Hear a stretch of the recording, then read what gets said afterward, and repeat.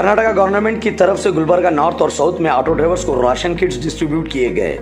Gulbarga north में Gulbarga administration ने official staff के साथ गुलबर्गा नॉर्थ एमएलए कनीज फातिमा जी को इनवाइट किया और साउथ में ऑफिशियल स्टाफ के साथ श्री अप्पू गौड़ा पाटिल जी गुलबर्गा साउथ एमएलए को इनवाइट किया।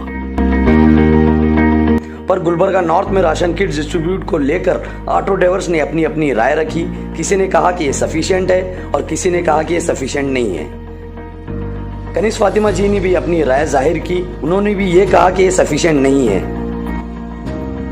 और उन्होंने ये भी कहा कि अगर हमारी गवर्नमेंट होती तो हम ड्राइवर्स की उम्मीद से भी ज्यादा करते।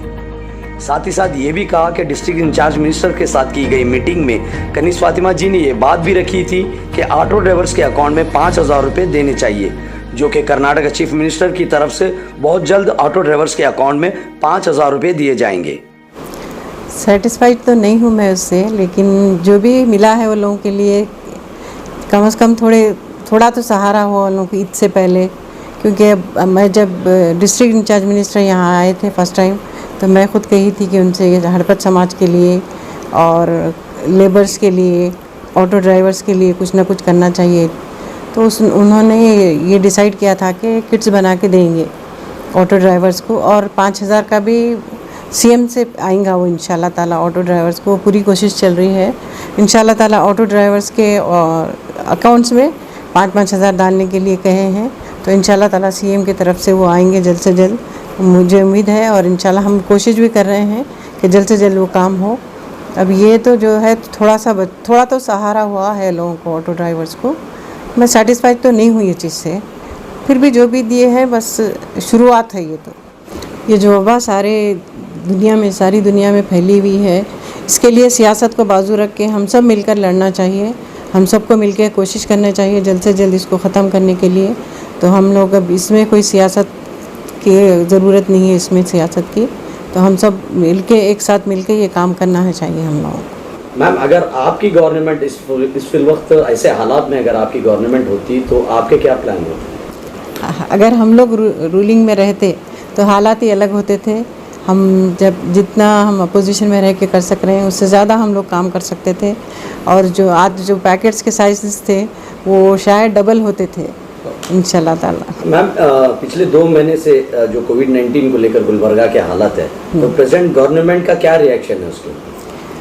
अब जब फर्स्ट डेथ यहाँ गुलबर्गा में हुई थी, खाजी साहब शहीद हुए थे, तो हम लोग पहले असेंबली में वहाँ पे हम लोग इत्तला मिली थी, तो मैंने उठ के पहले वहाँ ये बात उठाई थी कि टेस्टिंग किट्स और टेस्टिंग सेंटर यहाँ पे होना ज़रूरी है।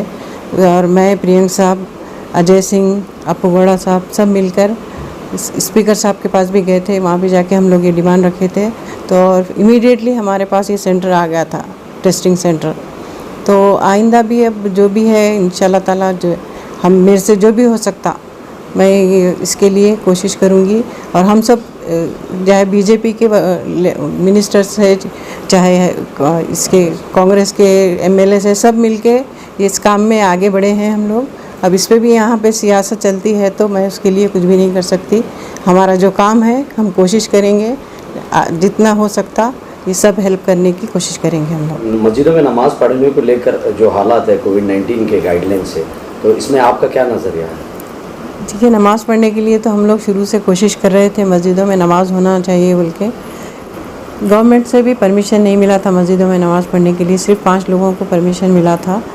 और तमाम मसलकों के उलमा के मशवरे पे ये फ़ैसला लिया गया है कि घरों में नमाज़ अदा की जाएगी। और तमाम से मेरी अपील है कि बार बार सैनिटाइज़र यूज़ करने के बजाय हैंड वॉश कीजिए। और अकेले में रह रहे हैं तो आप लोग मास्क मत पहनिए, अगर ज़रूरत है तो मास्क पहनिए और सोशल डिस्टेंस